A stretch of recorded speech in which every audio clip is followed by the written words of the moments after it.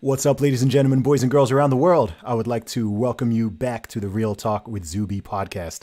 And today I am going live with the one and only Phil Demers. Welcome to the show, man. How you doing? I'm great, Zuby. Thanks for having me. Awesome. So, for people who have not heard about you, how do you describe yourself, Phil? I am a former marine mammal trainer, so I used to work with whales and dolphins and seals and sea lions, much like in the old commercials for SeaWorlds. You used to see people jumping off the orcas and whatnot in the US and North America. And I worked at a place called Marineland in Canada. So it would be, I guess, what you would most closely compare to SeaWorld, only it was, I like to call it a day at the spa. SeaWorld would be a day at the spa compared to a place like Marineland. So, Marineland existed for a long time and was a celebrated industry, whales and zoos and whatnot. So I worked between 2000 and 2012. And while I was working, this strange thing occurred to me where a walrus, a baby walrus that had come into Marineland's possession that was wild caught during a sort of traumatic, strange process, I imprinted on her. And so what that means scientifically is, as a herd animal, an animal that in the wild will need to be able to identify its mother in herds of thousands. What happens is my scent, what I look like, what I sound like, everything tattooed on her brain. So I became her mother. And so this led to obviously some changes in my life and whatnot. And here we are many years later. And in 2012, I quit and I spoke out against conditions at Marineland. And I'm now approaching 8 years of being embroiled in the litigation with Marineland, where they sued me for $1.5 million for plotting to steal Smooshi the walrus. Okay. And here we are. So here we are. So I was just saying to you before we jumped on live that I just watched the documentary that you're heavily featured in, The Walrus and the Whistleblower on Amazon. I watched that on Amazon Prime just earlier today in preparation for this interview. Firstly, really, really good and interesting documentary. And so I learned a lot about you from that. But again, for people who aren't familiar, so how did you even, so you started out working in Marineland in your early 20s, right? 22 years Yep. old. 22 years old now. And how old are you now, if you don't mind disclosing? I'll be turning 43 in March next month. Okay. Okay. So we're talking 20 years ago. Yes. I started Okay. in 2020. I believe my start date was March 11th, 2000. Yeah, I Okay. remember these dates. I can't remember a lot of dates, not my birthday and not anyone else's birthday. But I can remember when I quit Marineland. But yeah, that's Okay. a large part of my life was spent there. And what was it like when you first got involved with it and you started working there? I mean, I assume it's one of those things that your views on it obviously changed a lot over the course of time. But what was it like initially? So the world itself was quite different in 2000. It should be noted, and the prospect of getting work wasn't as simple as turning on the internet and clicking a button. So when I was looking to get work as a 21-year-old fresh out of school, I went to school for audio engineering and multimedia post production, which in 2000 became a free download within 6 months of my very expensive otherwise education. So I had this music background, recording and whatnot, and I didn't know what it is what I wanted to do. The prospective jobs I was looking at were in big cities like Toronto, which, albeit was probably a move that was necessary to make if I wanted to have any success in that field.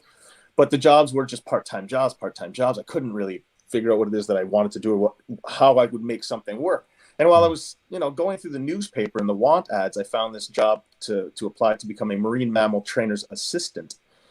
And, albeit I had no relevant education, but, I picked up a phone and gave them a call.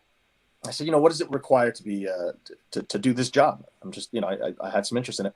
And they said, well, look, we've got a big turnover rate. And, as far as education goes, we hire people with a wide array of varying education, which basically means none.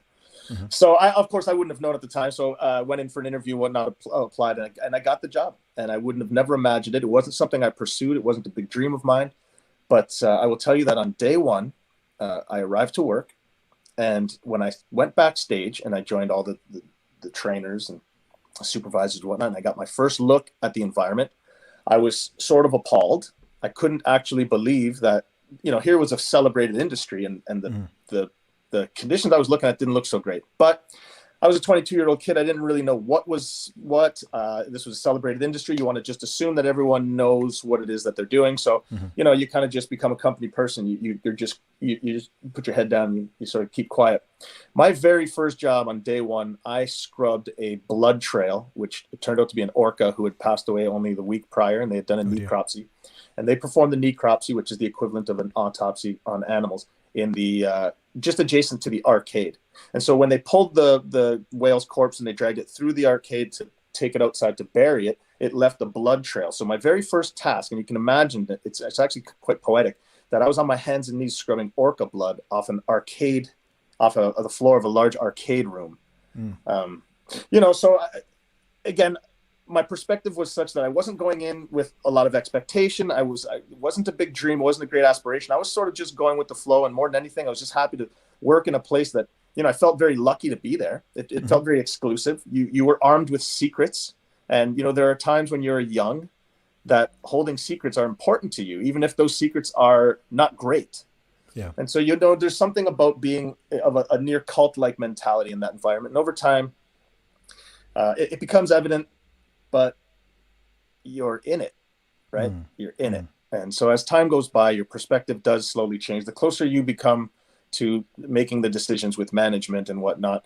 And of course, include the fact that suddenly I've got this walrus that thinks I'm her mom, and your perspective changes very quickly suddenly. I never had the vested interest of having an animal that I always watched the environment as such was, this is where these animals live. This is just the way it is.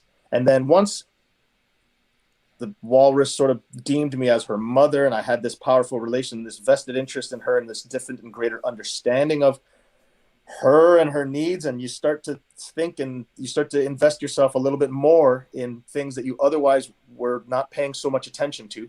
And, I just became a lot more sensitive to things, and I became more vocal.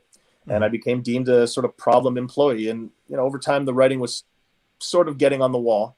Yeah. And so when it came to leaving, I had to make a decision. I could have stayed. I do believe that had I stayed, it would have been the wrong decision. I had to leave on my terms so that I was able to be unimpeded in my ability to explain what was happening. I didn't want them to be able to say they fired me. I didn't want them to say that I was disgruntled. I wanted to leave with credibility, and I wanted to leave on a good note. And I, in fact, did. When I left, it wasn't a soured thing. We in fact had an agreement that I could come back and be part of Smooshy's life. In fact, I insisted on it. And it wasn't until, in fact, I returned to visit her about a month later, which was the longest we'd ever been apart, that I saw the condition she was in, that it became evident that Marineland was not going to uphold their end of the bargain. And I should mention that when I quit, there was some attention from the media. They were curious because Smooshi and I had made some noise on in the media and in the news some years in advance because of the nature of our relationship. It was more celebrated. But so when I quit, there was some question as to why is this guy quitting? Why is he leaving? And I didn't want to talk. I had no interest in talking. And then how long did you work there in total? 12 years. 12 years in total. Okay. And how long had you been working there before they brought in Smooshi? About 6 years. Okay. So that was like midway through your career. Right. And in between that, I did leave for a period of about a year. In all of that, I took a leave of absence and I moved to South Korea to just, I just had to get away from it for a bit. Even as a young guy, there was aspects of it I didn't love. And because we weren't a full year, a full season operation, we only operated in terms of having the public there in the summer. So in the winter we would close, but I would still be employed. I just extended to Marineland, like, look, I'd like to leave and go experience life in a different way for a little bit. And they sort of gave me their blessing. And so I did leave for about a year, and I came back midway through the summer of the following season. Okay. I tried to sort of reset everything a little bit because I was never going to fit in that completely. It just wasn't going to be a perfect fit. So I did have to take breaks and whatnot. It was never really easy for me to work there. When the whales started dying, it just affected me worse than most, I suppose. And I can't say that I know exactly why that was. You don't go to a place like that with the assumption that animal lives forever. You would think that, but as a young child and everything, I don't know, man, I just held on to it more. I just had an emotional attachment to working there. I did. So it's a strange thing of working in in an environment where you're emotionally attached. That's not the way jobs are technically very often supposed to be, you know?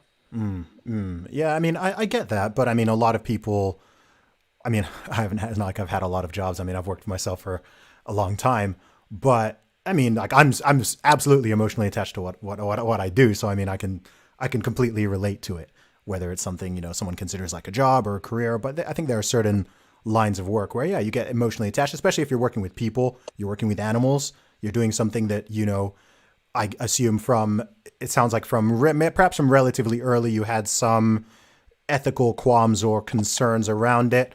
But I assume that up until the point of you leaving, you probably, you know, you would have felt like the positive outweighs the negative, right? Otherwise you wouldn't You do it. also convince yourself that if you're not there, the next person's not going to be better than you, and they're not going to do a Yeah. better job than you. So you start to feel the responsibility of staying for the animals, and that's where it becomes conflicting, because you look at your paycheck, and you know, if you're have to bring food home from Marineland to eat, Mm-hmm. you know, it's just at some point, passion, you have to measure, you have to weigh it all. There's Yeah. careful balancing act. In jobs where you're pursuing your own passions, and in your case, for instance, an endeavor that is your own, Mm-hmm. and you know, I can imagine that you'd be more protective of it and everything else. But this is someone else's playground, right? You're still at the mercy of someone else's ideas and decisions, and that's where it Yeah. becomes, you know, especially when if you're at that table with a voice, but your voice doesn't have to carry the weight that it needs to when considering the benefits, or the, you know, the animals' perspectives, right? Yeah. So what was the point where you were like, I need out of this? What was the moment where that penny dropped and you just thought, you know what, I need to step away from this? I had moments where I'd resolved that I had to leave. There was Okay. never the environment for me to be able to leave. Conflicting was that if I left Smooshi because of our attachment, I couldn't actually leave. I had left. I played in a band for some time, and we actually played in Switzerland. I was gone for 10 days, and that was the longest I'd been away from Smooshi before the month that I had just described when I had quit and returned. Mm-hmm. During that 10 days, she had amassed all these stress welts. She lost a bunch of weight. It was awful. She wasn't eating. I was getting text messages, or rather, I was getting emails from trainers updating me daily. And you know, we hadn't consciously been aware of the effects of my absence yet, of what that would Mm-hmm. do to her. So I had to consciously wean myself off of her before knowing I could leave. And these are all things I Okay. had to do in the back of my mind. These weren't like, Mm. hey, Phil, you know, we need to think about if you ever quit. It wasn't like that. It was just like, wow, I can't leave. That's different. The other thing was money. Quitting a job without a plan is ill-advised. You'll want to have a backup plan of sorts. For me, I was on a reality TV show. I had I was just lucky enough to get on this show called Wipeout. And what it was you used to run this obstacle course, and you know, it's half humor, half parkour like environment. But I won it. So by virtue of Okay. being a walrus mom, I got on the show. It was called Wipeout Canada, episode 1, and I won. So then I won $50,000, and that was tax free. So now I suddenly saw an opportunity. Like, wait a second, I Mm. don't have to put up with what's going on here. I Okay. have a way out. Okay. That's the end of that summer. So right before the season where it's closed for the winter, there was a breakdown in the water disinfection unit. So the way the water is disinfected in zoos and aquariums is you use chlorine like you would in any pool Mm-hmm. to disinfect, but it works in conjunction with what's called an ozone generator, an ozone machine. And so between those two, you're able to mitigate the chlorine use if you find the careful balance with the ozone. Mm-hmm. Marineland, the ozone machine broke. I believe it was in maybe August 2012. It would have broken. August 2011 would have broken. So because we were closed to the public, the owner's resolve to clean or to fix the machine was sort of laxed. He wasn't, you know, there wasn't enough flags being waved for him to come around. Mm. But it was affecting the animals horribly. Okay. Yeah. So their resolve, rather than flying in the people necessary to fix this machine, which they were at some point they had to fly some people in from California. Mm-hmm. Their resolve was to just keep dumping irresponsible and dangerous amounts of chlorine overnight when no one was there. Yeah. So when we as employees would show up in the morning, I mean, you could smell it. It smelled like a punch to the face. You'd open up that door and wow, you'd go back there and now you would see the effects on the animal. Yeah. So ranging from, obviously we had blindness, we had loss of fur, the dolphin's skin were peeling off because it was just scorched, it was completely burned. We had animals die. I can go on. I mean, you see the images in the documentary. They're not easy to watch. And bear in mind that was at a time when cameras on cell phones weren't even really a thing. I was just lucky enough to have had a BlackBerry at the time to capture a lot of these images. Much of the what's strange about my era of Marineland is this was before the likes of YouTubes and Twitters and whatnot, the likes of social media, and so capturing and getting video and stuff was not very easy at the time, right? It was quite difficult. Things have changed a lot, so I thank my BlackBerry for having started quite a little bit of a revolution. Yeah. But that is basically the story, right? Yeah, that's an interesting point, actually, because I feel like perhaps that kind of stuff would be harder to get away with now. Maybe not, but maybe so. I don't know. If you work at Marineland now, you sign more non-disclosures agreements. You put your cell phone and lock it in the locker now. I mean, there's a policy change. In fact, if you're trained as an employee, you're trained how to find me and report me. Okay. Yeah, identify me. And despite the fact that I've never laid foot in the park, I don't approach employees, anything. The only reason I ever found that out was I was going to get a sub sandwich at a place, and a guy looked at me and he goes, "I just came back from a training video watching about you." And I'm like, "Okay, wow. So I assume you're working at Marineland now." He's like, "Yes." And he was like oddly nervous. I'm like, "Okay, well, I'm not that guy." So anyways. That's so funny. Wow. I wonder what they told them about you. Oh, I imagine there's evidence somewhere. We'll get it. Man, that's crazy, man. That's crazy. So I'm really curious. One thing I did want to sort of talk to you about on this. I mean, there's so many different angles it can go through, and I do want to encourage people to check out the documentary and get sort of more of the meat of the story. But one of the things I found most interesting about the whole story is the sort of moral and ethical aspect of it. And I think it's I think morality and ethics in general is it's an area I'm like super duper interested in. A lot of people think I'm like hyper political, but I actually tell people I'm more interested in like society and culture and psychology and morals and ethics, all those kind of things, which does feed into politics. But to me, it's like it's bigger than that, right? It's beyond that, and I think it's really interesting, especially given that I was reading up on Marineland. It started in like the early '60s, right? Yeah, they're approaching their 60th year of operation.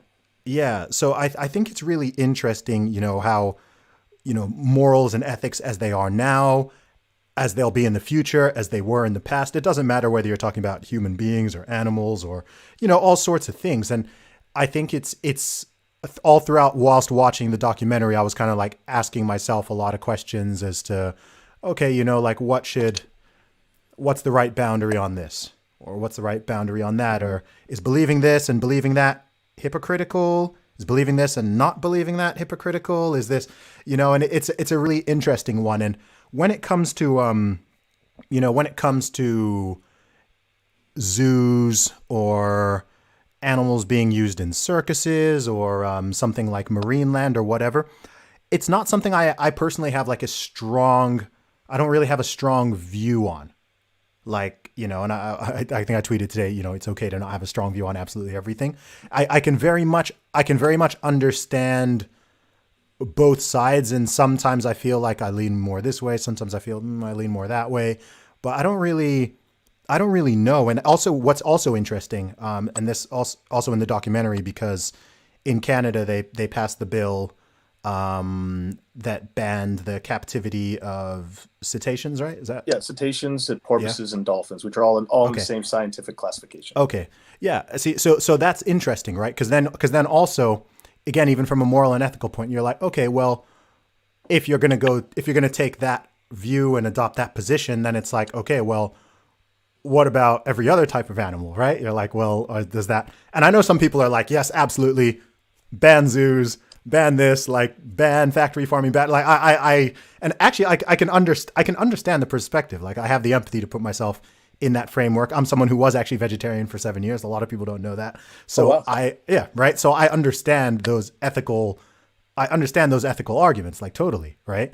But then at the same time, I'm also kind of like, yeah, but like, how far do you how far do you take that? If someone is a vegan but they have like a pet dog, right? Is that I'm like, wait, is that like You can imagine the yeah, conflict yeah. you get I'm like, sometimes. wait, is that hypocritical or like, There's a part in the film where I actually have a beta fish, and you see a little beta fish swimming in this otherwise little bowl, and I Yeah. actually get people that say that bowl is too small for that beta. I'm like, look, if that's the takeaway from the film, first off, it should be noted that beta was meant to be squashed. The store was not going to sell it because it wasn't swimming right, so we just took it and just gave it a semblance of an okay life that we could, and I get that. So you know, Yeah. I often get criticized, and I understand it because, you know, my mouth is, you know, it's a mile a minute. So I get that there's people, and we joke about it, that experience fill fatigue. But if the takeaway from the film is that you're too often looking at the messenger, then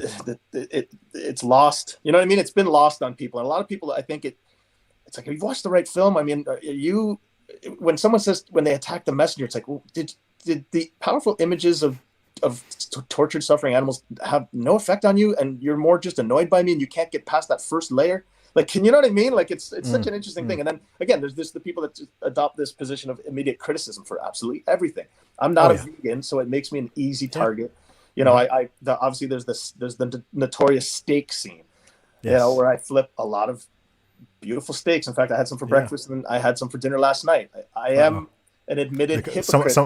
Someone's writing a comment right now. I am an admitted hypocrite in that world. I don't possess the ideology. I don't have these hard lines. You know, I keep going back to, what is my relationship with nature? What is this function of society and its relationship in nature? When I look at, and I try to weigh that, am I a mouthpiece for factory farming? Absolutely not. That's not, in no way, shape, or form I ever considered factory farming when speaking out against the cruelty that I witnessed at Marineland. I don't know that I necessarily need to do the crossover to see the cruelty of one, but then, you know, and I can appreciate that factory farms are awful, and I do my as diligent a work as I can to you know, to get my meat and source it as ethically as possible. But am I part of a larger machine that is a problem that makes me a hypocrite if I'm to be a voice for particular animals? I get it.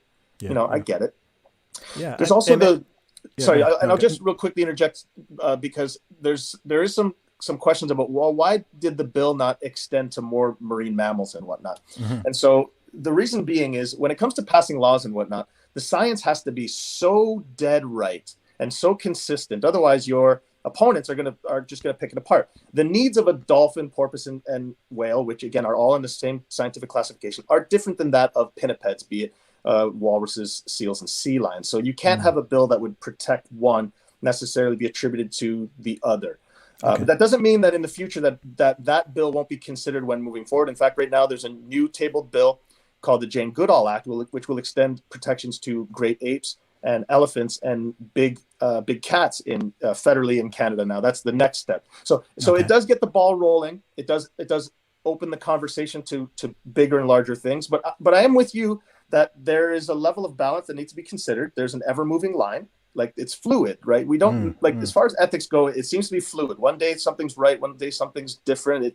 But there's when it comes to zoos and the use of animals, we are the more conscious we become of the effects that it has on them. Obviously, the change that it inspires in people, and I hope that continues. You know, the other thing is, I like to say that I've made more vegans than a lot of vegans have. I mean, frankly, I love a world with vegans, and I hate that vegans are canceling themselves, because there are some vegan dishes that I absolutely love. So I think it would be an absolutely awful thing if vegans went out and canceled themselves. So please stop. Don't do that. The world is better with you.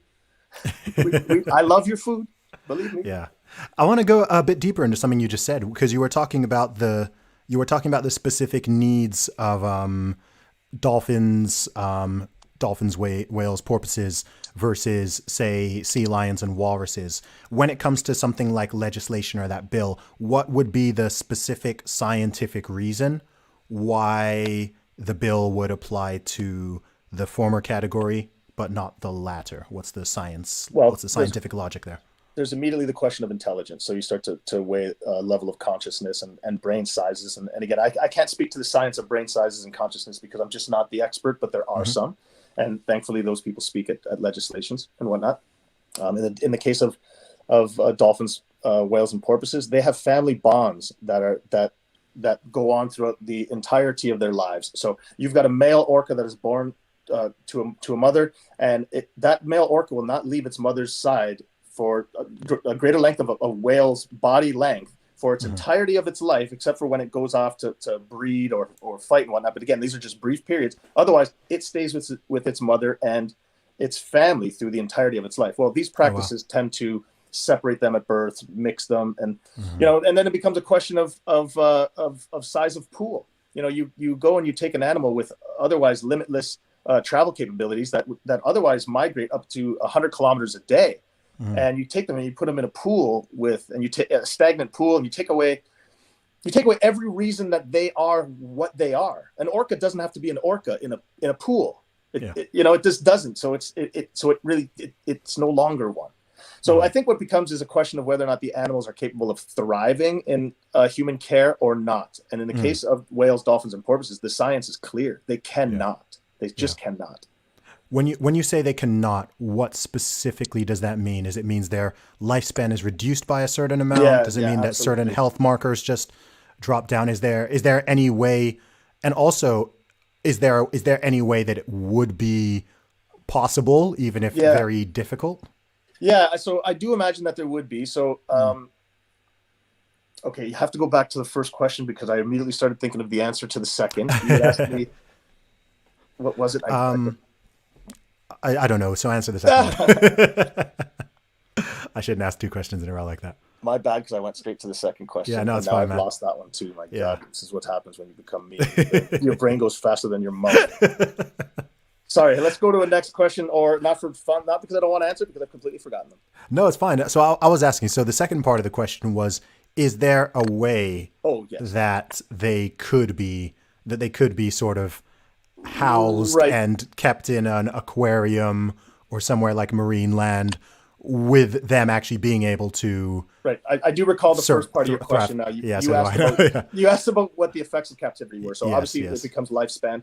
It becomes their breeding success as well. When you look at lifespan, you look at babies and how often they're born, and the other thing is, why do these animals more often than not require psychological drugs like antidepressants and whatnot? When you start looking at the history of use of animals in entertainment and how much they rely on drugs, and that the training requires starving the animals and all these other things, you see that it's just, the effects of it are just awful.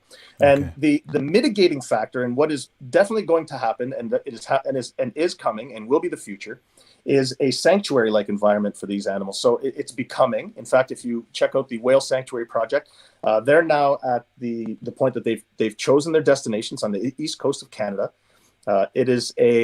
It will be a fenced off area off a coast. So imagine it to be in the ocean.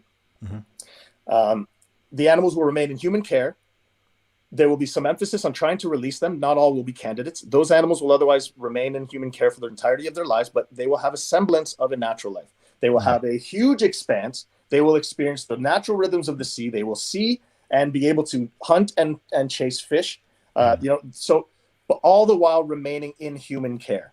So this is happening. It'll be more of an observational environment, educational. You just, no more of these jumping around with the music and the theatrics. That's a yesteryear idea. A lot of old ideas, sometimes the people that hold on to them have to sort of go away too. I don't want to use the word die, but often bad ideas have to die with the people that came with them. So there are still people holding on to this legacy business, but every financial model, every ethical standard will just weight against it. Just shows that it's something that is going away.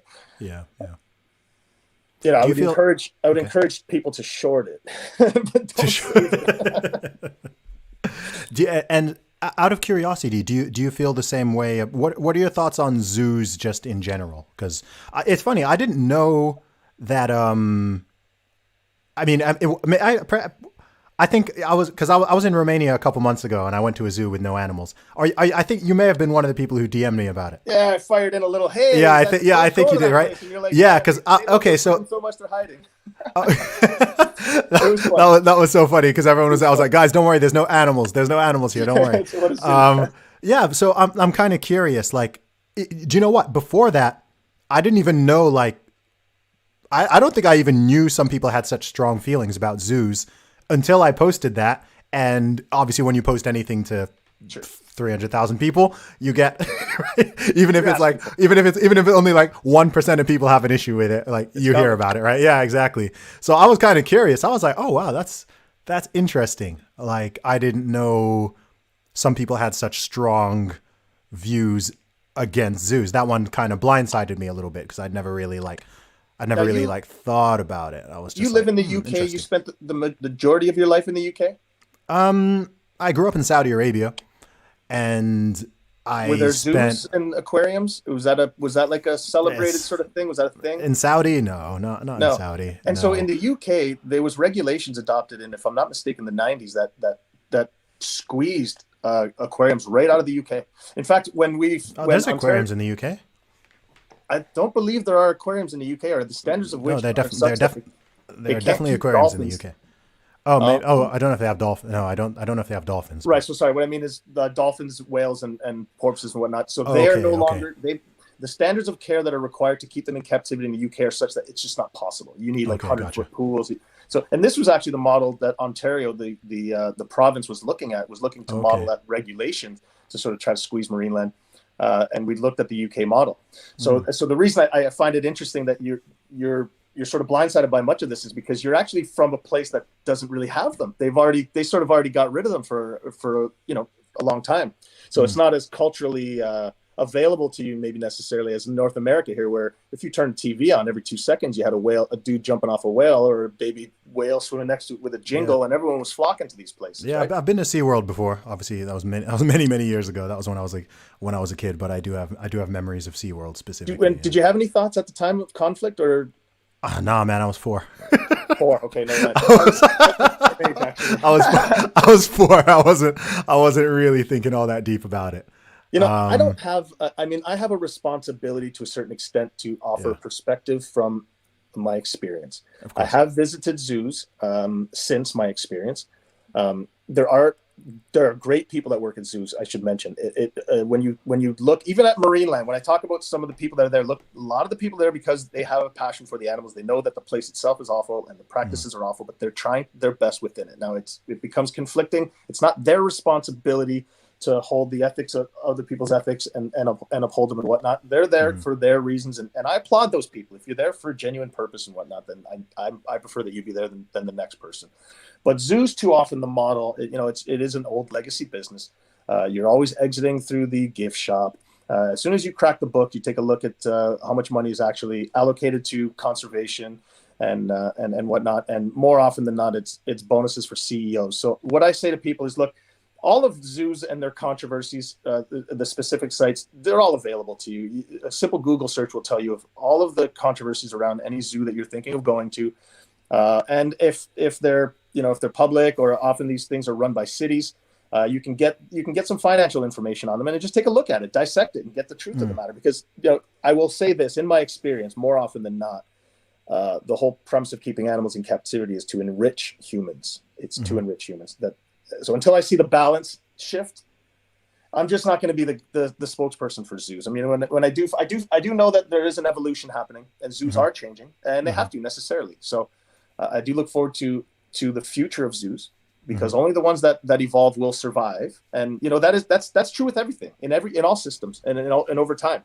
It's the evolution, and you're changing, and your ability to adapt over time that's gonna determine whether or not you're viable or not in the future. And a model like as old school as Marineland is just, it's just too outdated. It's just too outdated.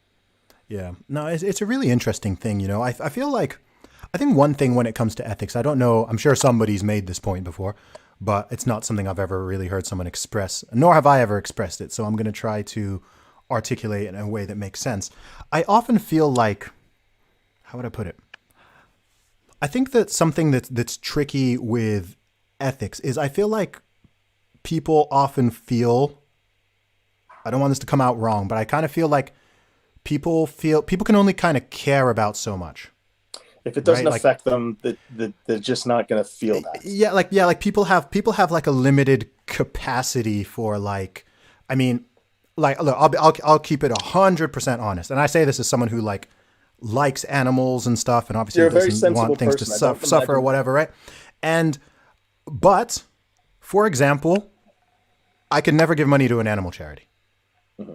right? While there are still human beings that are suffering and in poverty and homeless and refugees and all that, like, like if I have £100 to give, I'm just like, that has to go to a human being. Like, it has to go to a human being, right? It doesn't mean that I don't care about whales or I don't care about homeless dogs, but I'm like, I can't give to a homeless dog when there's a homeless man out there, man. Like, Right. I can't, it's not that I don't care, but I always will prioritize human beings. I won't I don't think that means that I need to, yeah, that doesn't mean that you prioritize human beings, so therefore you don't care about absolutely Right. anything else. No. Listen, But your I think time and yeah, go ahead. attention needs to be allocated to the things that you have the greatest passion for. I mean, the balance of True. life I is think such that your feelings are that you would rather allocate your resources here, and there's just equally another person that would say, I would rather an animal not suffer. And so that's the beauty of a yeah. democratic world. And I where think I think it's interesting. I mean, I do think that latter person is weird. well, Right? Like, I do think that's weird, right? And so, look, I'm not here to like judge people or whatever. Like, and maybe it's good overall that, look, we're all passionate about different things. So it's good that, okay, you've got these people who want to give to donkeys, and these people want to give to humans, and these people want to give to cats, and so maybe it kind of works out all on balance. But it's it's a really tricky. It's a really I don't know. It's really philosophical, isn't it? Like, it's one of those things where it's just like, I think some things are very clear cut, like morally and ethically. I think some things it's just like, okay, yes, like we're clear on this. We all agree on this one. It doesn't matter your politics, your religion, whatever. Yeah, we agree. We all agree on this one. And then there's some things where it's just very like, but there's I will say this, that I've come to learn again in my experience, especially when it comes to activists. More often than not, I feel like activists are running away from something rather running into something. And okay, I am more on the side of, if you're, I use the line from Jordan Peterson, like, make your bed, as long as your bed's made, you sort of come out. And my experience has been such that a lot of people will gravitate towards activism, will even reach out to me more often when their homes are broken. And this is a concern of mine when it comes to activism, because first off, it's not sustainable. So you've got people that are coming and they want to offer you the world, and they want to work with you, and they want all these things. They want to run away from something. It never sustains. It just doesn't. So there is an issue when it comes to people with certain ideologies and the level of which they immerse themselves in activism, and just how personal they make it sometimes. How it just it encompasses their like yes. every fiber of their being, despite it not really being like, you've got other issues at home to address. Like, don't run from those things. So it does create a little bit of conflict, and it does create those people that are maybe that it fuels their passion to a larger degree than we necessarily understand. The other thing is, there's giving money to charities, and then there's voting with your dollars. So the market ultimately will decide. So you can choose to help a human, but then you can also choose not to go to a zoo and just be like, well, I'm not going to give my money to that place, for instance, today. And that's just equally as effective, if you will, in sort of shaping the world you want. Are there some zoos that do it right? I don't want to say no, because I want to keep myself open to the opportunity of finding one. But again, because the thing about my mission is that it is, to a certain extent, personal. It's far more encompassing than just mere animal rights issues and whatnot. And while I'm purported as an animal rights, and it's just not my thing to want to go to a bunch of zoos or do a bunch of research on zoos. I'm too busy trying to afford this multi-million-dollar crazy lawsuit, and I've got these tough guys outside, and the police are always coming to my house in this crazy zany world. I don't got really time to research zoos too much. I hope more than not that my experiences causes other people to do that work for themselves, and maybe for me, and say, hey, Phil, I found something. I could be like, hey, cool. I sort of let other people do that for me and let me know. Yeah. This might sound like a silly question, but I don't think it is. What is the biggest ethical argument against zoos? I just think it's the business model. It's that it is profit first, and by virtue of the animals suffer. If a zoo's intentions were to create an environment where the animal can thrive, it would be difficult financially to be viable. There's no question, because as soon as you start attributing the best interests of the animals, it starts coming out of the bottom line. And I think ultimately what the problem is that the animals, the level of animal suffering is it isn't justifiable. You know, when you're having to replace animals, when it's cheaper to replace them than care for them, there's imbalance in what you're doing, and you're lying about what you're doing, right? You're wanting to keep when zoos fight government regulation, when zoos fight these laws. I mean, there's the ethical question becomes, why aren't you trying to advance them if you exist in the interest of animals? Why are you fighting for them? Why do you want to keep them in your pools? Oh, I see. Because the kids want to buy plush toys. Yeah. I just think it's the lying. I just think it's the deceit. It's all that, you know. Okay. That's an interesting answer.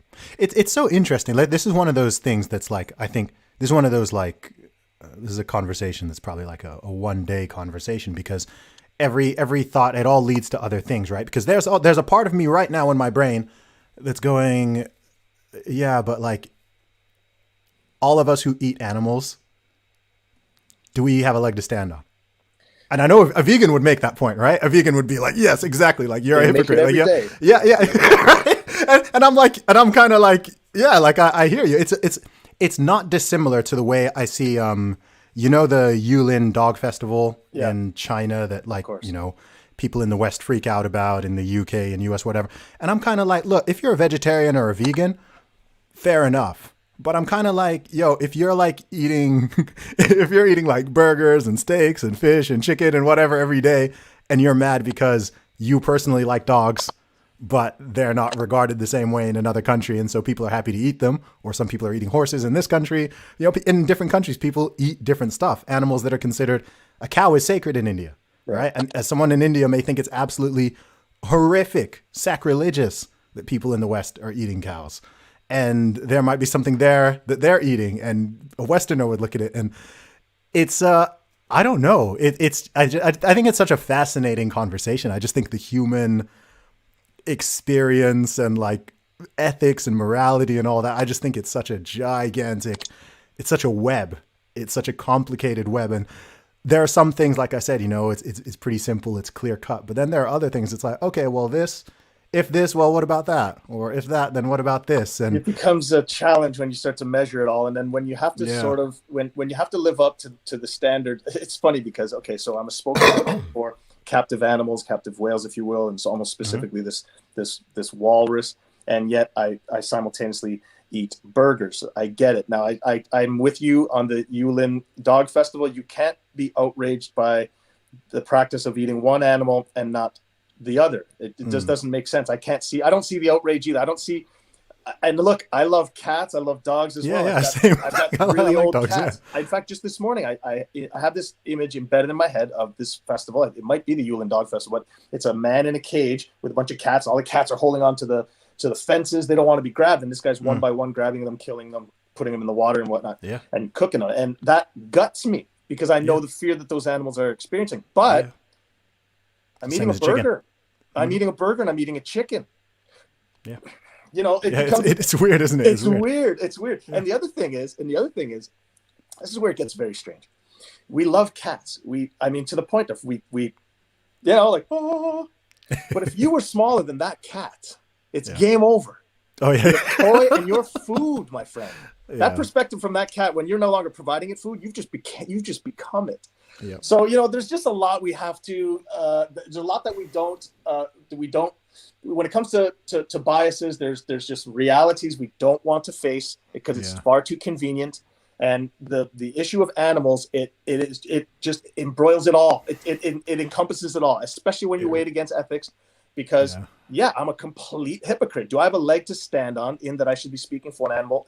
Well, a lot of vegans are hypocrites too. So well, exactly. So I've with vegans. I've had beers with vegans. I know what happens after midnight. I love all people. Forget about it. This isn't an indictment on everyone. I don't ever throw a blanket over everyone. There's the vegan police that are out there to attack me. I mean, I've been threatened with rape and murder on account of the fact that I'm trying to help animals. I can't make the sense of it all, but somehow it offends people that as a carnivore, if you will. Which by the way, I am of the opinion that eating meat is natural. So it's one of these things where, you know, do I think factory farming? No, and I don't want to be a spokesperson for it. But too often, many people want to make me one by virtue of it being the easiest example of obvious hypocrisy. Sure. But I speak of my experience. That's all I can say. And I hope that other people do as well. I hope that there are the people that are in the factory farms that come out in the same way impact the world, that make for changes of the practice. If in fact these are so awful, and it's not a question of whether they are, but for sure there are some. For sure there are. But we attribute a lot of emotions and intelligence to animals as if they are human, and we anthropomorphize them to a certain extent. I mean, I watch my cat. Only the ones we like. Only the ones we like. Only the ones we like. It's the truth. It's the truth. It's only the ones we like. Like, there are some animals people are like, "No, kill it," right? Things we're not afraid of too. If we're afraid of it, we kill it. It's like right out of the case, the first thing we do is kill it. Like, I'm afraid of the first person that sees an alien if he's got a gun, because we're going to declare war before we even know what's going on. Yeah, humans are complicated. So, what's the current situation with Smooshi the walrus? So what's the latest update? Because I heard you saying that you're pretty sure that she's still alive, but you're not 100% sure. And what's the latest update on that? All signs point to the fact that something awful has happened to Smooshi. What we do know is she gave birth to a calf, which could not have been natural because there was no males alive during the period that the gestation would have required. The last male died longer before the gestation period, and she was far too old. So what we do know is there was a facility in Germany that was some veterinarians came, and they did what they ensured a successful pregnancy on Smooshi. I was skeptical of this information when I'd received it, but I tweeted it, and then that night or the following day, Marineland, without choice, announced the birth of a calf. They offered some, like, they almost offered a cautionary, like, we're watching Smooshi, but she should be fine, kind of thing. There was a picture only of the calf, and since then, Marineland's lawyer, who, by the way, I'm on notice for more multi-million-dollar lawsuits. He doesn't like when I say his name, Andrew Burns, lawyer from Toronto representing Marineland Canada. So, am I going to start getting calls? No, you won't. I took his balls away a long fucking time. Sorry about that. Hey, I apologize. That's okay. It's okay. That's all right, man. We went down that road. It's okay. I feel the burn when I say his name. Let's just say my heart and soul burns a little bit. Nonetheless, he's put me on notice personally. They're doing everything they can to keep me from getting information. So in speaking with my lawyer, so Marineland's lawyer will no longer communicate via telephone, because I had done it consciously, but I messed up. I shouldn't have. But I had tweeted that my lawyer was calling him. They had a scheduled call, and he was to ask about Smooshi. Okay. You don't get those opportunities in writing necessarily, because the answers come back as they see fit and well crafted. In a conversation, you might catch someone. Since that moment, Marineland's lawyers refused to communicate except for in writing. His cell phone is publicly available. People call him and they say, "Hey, where's Smooshi?" Now he, who is a stated spokesperson for Marineland, is now saying, "Call Marineland." And when you call Marineland, they say, "We'll take your number, we'll call you back," or they hang up on you. Their social media got inundated with, "Where is Smooshi? Where is Smooshi?" They're blocking everybody, fans included. Wow, that's crazy. They've wiped her existence from the website. So in November, I was kicking and screaming, "Where's Smooshi?" So there was a national story in Canada, "Where's Smooshi?" And Marineland refused to answer in any way, shape, or form. They don't acknowledge her existence. So having said that, I have every reason to believe something awful has happened, but I have had on several occasions different people tell me, and the reason I give it some credence is that just by virtue of the sources and where they came from, I have reason to believe that there's a chance that they're fine. I just can't rationalize why Marineland won't mention that. Why won't they? Whereas before, if I'd ever said, "Hey, where's Smooshi?" the next day they would update. There was a period where if I announced dead whales, they knew, the media's calling, they would make a statement that afternoon and try to get ahead of the story.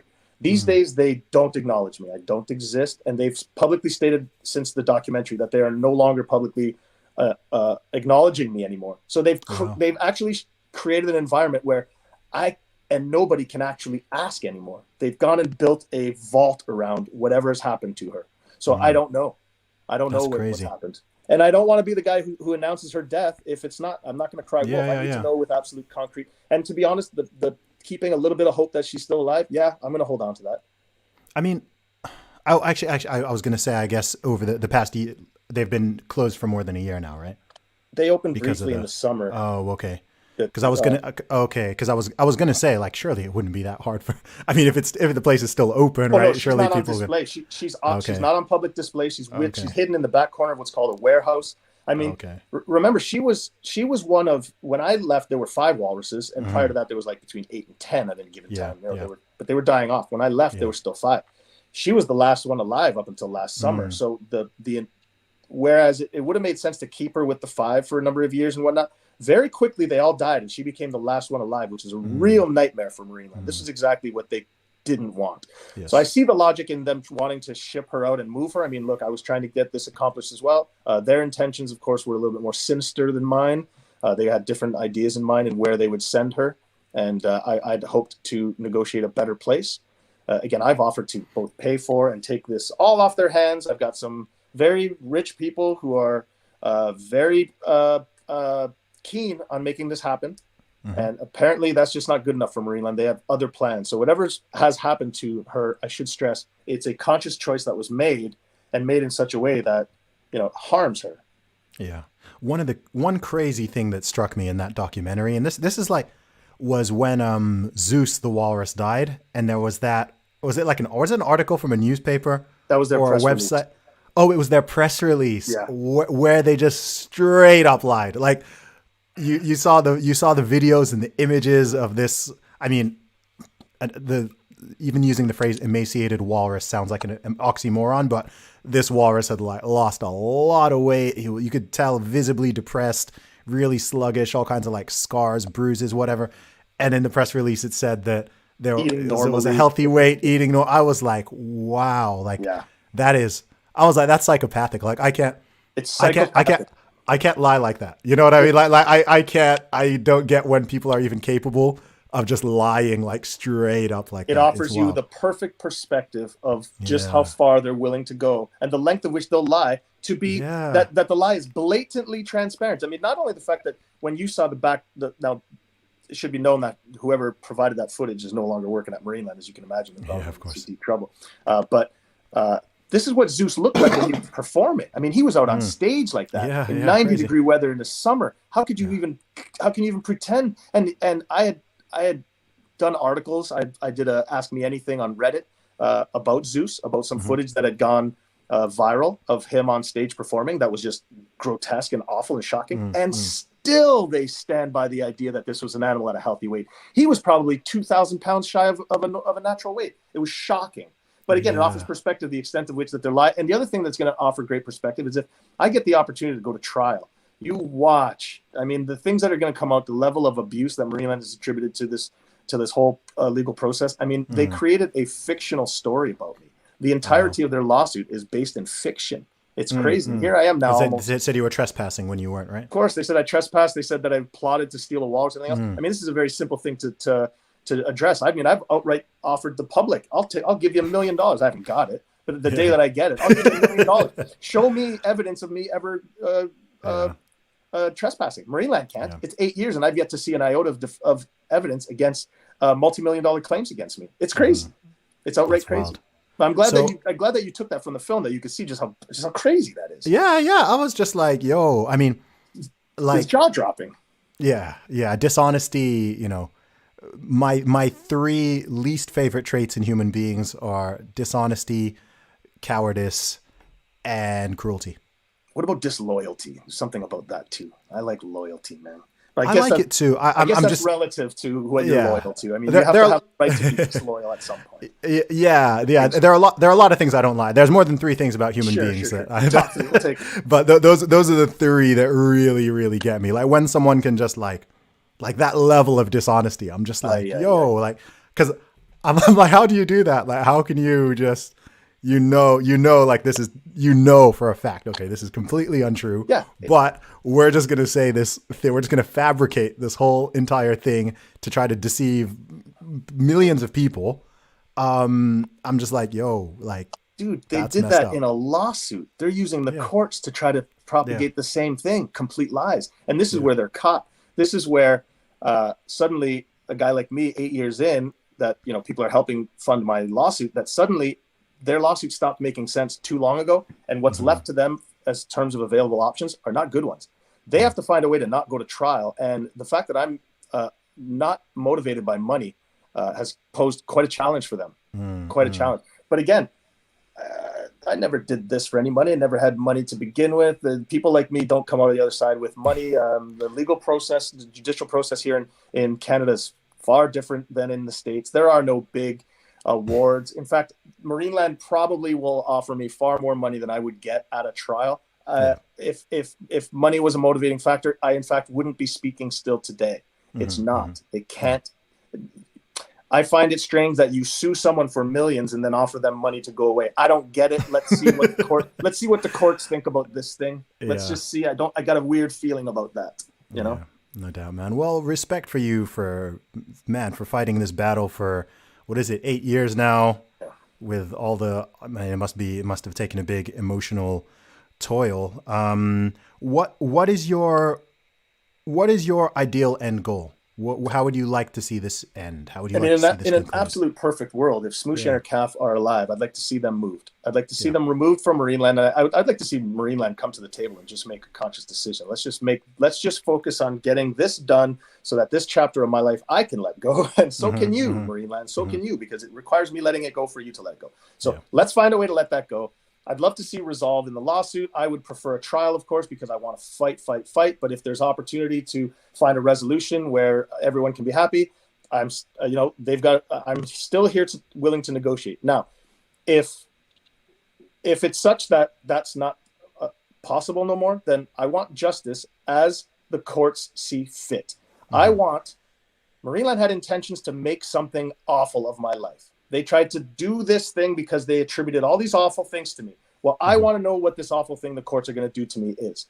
And I want to know what their determinants of their judgment is. Now, I'm countersuing Marineland for abuse of process for $1.5 million. Now, that figure is just a big, inflated, scary one. It doesn't actually apply to anything. It's not an amount of money that I'm liable to see. But I am curious. I do want to see where a lawsuit of this magnitude, and it's important to note that lawsuits like this are few and far between, and when it comes to judgments, they want to rely on prior judgments, and they want to keep everything relative to what things were in the past. So they'll often make their determinants of whatever based on what's happened historically. The thing about abuse of process lawsuits are to be able to have a voice in court, you have to endure a decade of abuse. Decade of court abuse. That is immeasurably difficult for anybody by any standard. I mean, even if I were a very rich man, I would not have been able to justify the now in excess of $400,000 that I've had to pay for this lawsuit. I would have had to have I'd have to be a multi-millionaire on a yearly basis and have all of my needs covered and then some, and then be able to throw a large amount of my income to it.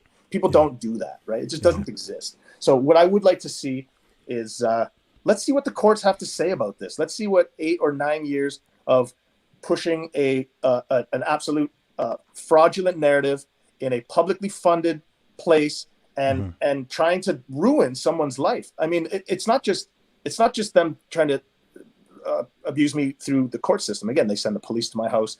They threatened to have the Canada Revenue Agency, because I have a GoFundMe account. Marineland threatens, we're going to send Canada Revenue Agency because that's your income. It's like, no, it's not income. Like I'm fighting a multi-million-dollar lawsuit, Marineland. You might not remember. You might want to take a look at your court legal fees to understand what that's like.